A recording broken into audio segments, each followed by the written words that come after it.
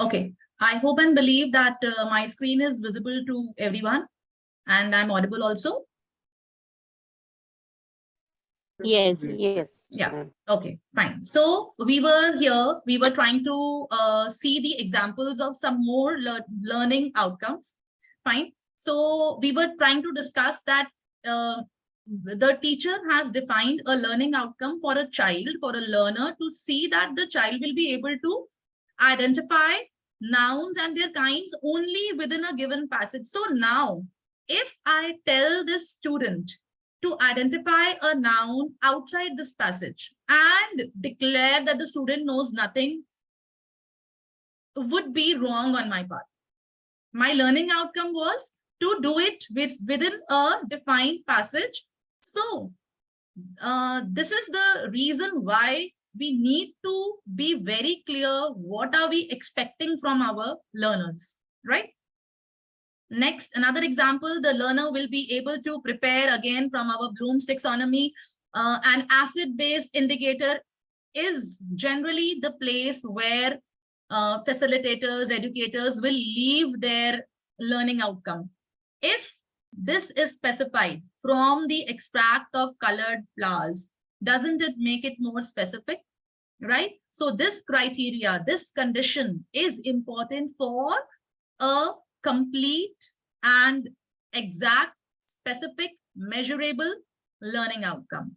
Similarly, the last one for this formula number 1, the learner will be able to limit the intake of carbonated drinks. This is a learning outcome which deals with the affective domain after learning about their acidic nature, right? And having said this, I will take you through another very short video clip, which will help us all in framing effective learning outcomes. And I am kind of taking a big risk because this entire webinar is supposed to be based on learning outcomes. However, the educator in this particular clipping is going to use the term learning objectives throughout the clip. The clip is wonderful, and I need all the educators, those who have joined today, to actually see the clipping. So whether we are talking about learning objectives, which was a teacher-centric way of writing what is expected from the students, or whether we are talking about learning outcomes, which is a learner-centric way of talking about what is expected in a learner's behavior, what outcome is expected. In both scenarios, whether if somebody is hooked on to still framing objectives only, for them also the video will work. For those who want to shift and obviously start making learning outcomes, for them also the video will work. So here it goes.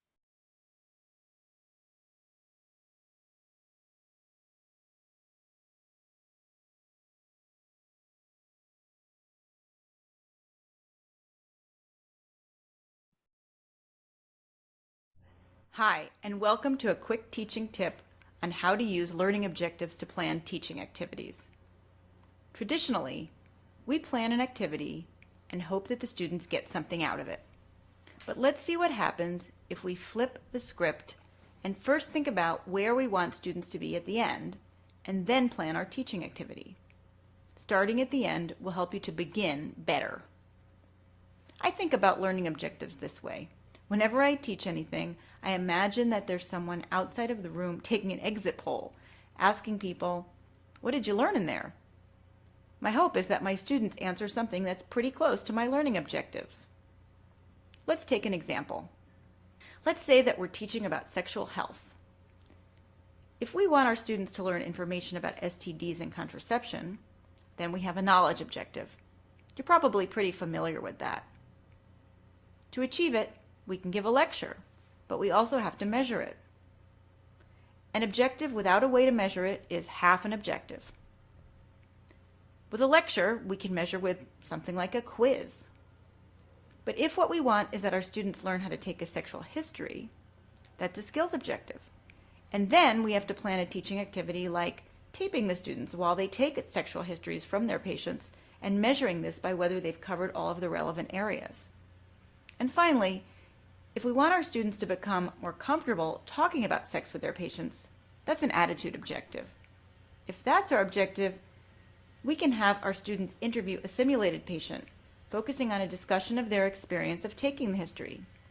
Same content area, but you can see that different objectives lead to different teaching activities.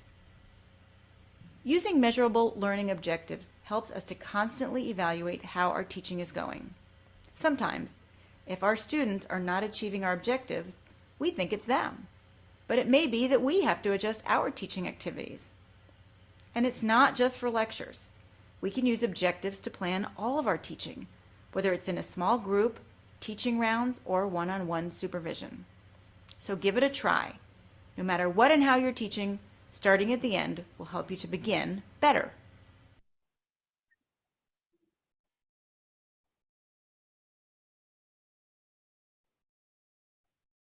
Okay, so please do give it a try.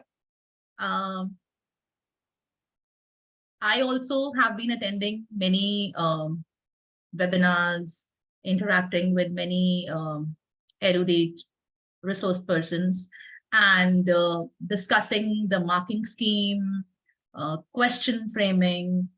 And believe me, this idea, even during making of a marking scheme, writing ideal or model answers, or framing of questions, we were told to think in the reverse direction, from the end towards the beginning. And it does work. It does work. So please do give it a try.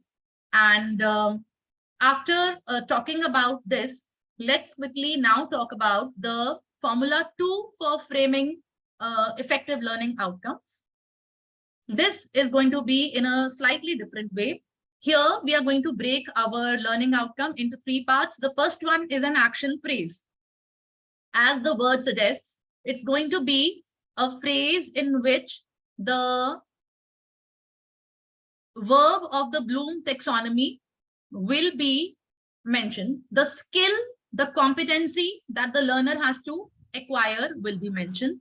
After that, we have to use the phrase in order to, and then we will talk about why. Why shall the learner need to analyze something or plan something or maybe demonstrate something or experiment with something? This particular answer of why will come from the fact that what do we want the learner to know and do, right? So if you have a look at the first example, the learner analyzes, because the learner is our subject and the now centered of the entire teaching learning cycle, analyzes the character of the protagonist in order to justify why do we need this. Why portion will come from our content also, the lesson that we are teaching or the particular topic that we are teaching, the definition that we are doing with the students. Here, justify his role in the ending of the play.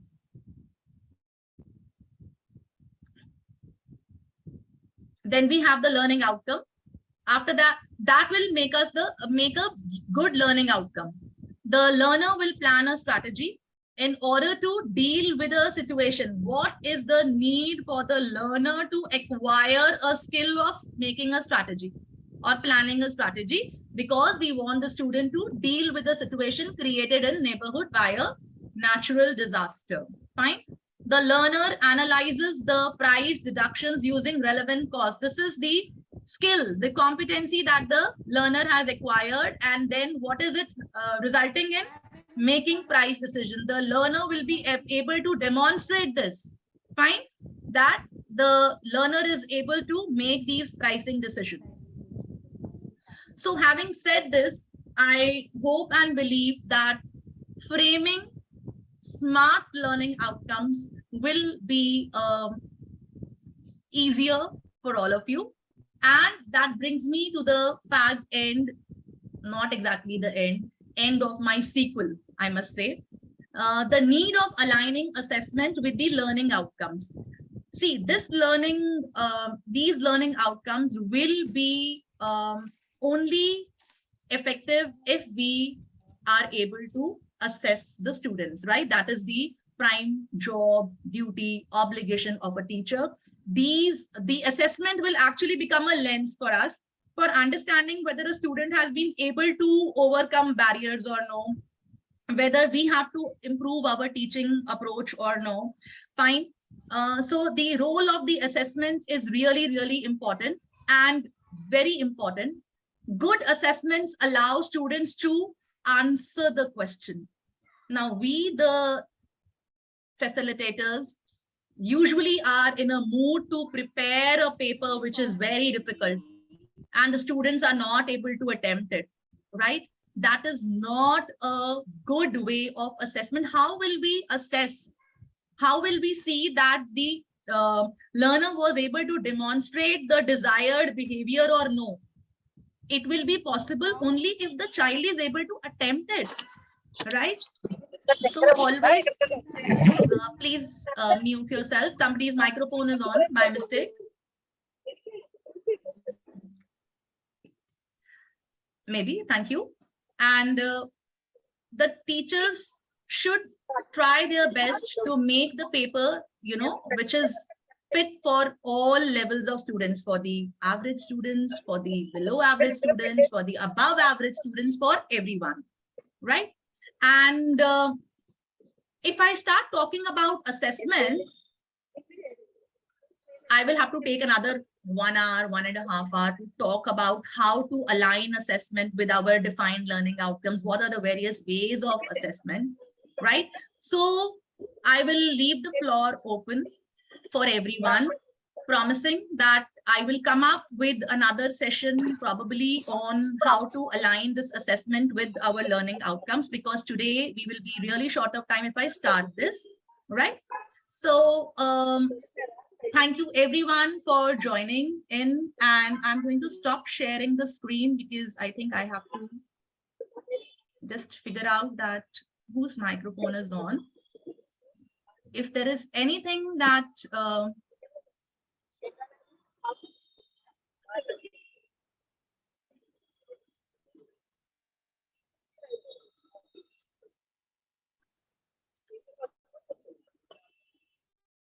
you want to ask, you can either unmute yourself or you can put it up in the chat box. And anything that you want me to, present a webinar on, probably, yes.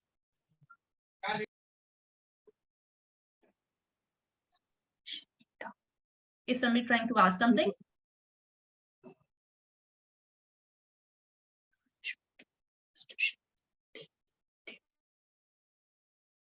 The attendance link will be shared. Attendance link, your certificates will come to you through your emails as always. A link will be shared in the WhatsApp group. You can drop in your messages in the chat box for any topic that you want me to take up. I will be more than happy. If it is something which lies in my area of expertise, definitely I will try to bring in something interesting for all of you.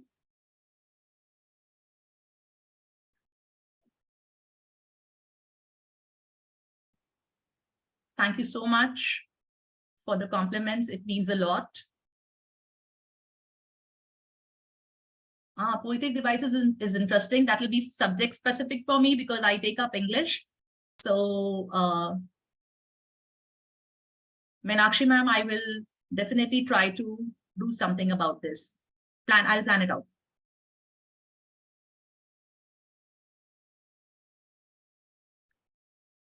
Yes, Monica ma'am, assessment is on cards actually. I was too inclined towards, bringing in assessment also today only. But we had this time constraint, that is why. Thank you so much, everyone. So I think that Analytical writing. Okay, ma'am. Analytical writing can also be taken up. Maybe I'll club up analytical writing and poetic devices or something. Thank you so much for your suggestions. Yes, Monica, ma'am. I will definitely come up with a next session of mine soon. And thank you, everyone. Your presence meant a lot to me, and I hope I've been able to do some justice to it. Thank you, everyone. Thank you, ma'am. Thank you so much, sir, for this opportunity. Thank you, ma'am. Thank you. Thank you, ma'am. Very wonderful session, ma'am. Thank you. Pleasure, sir.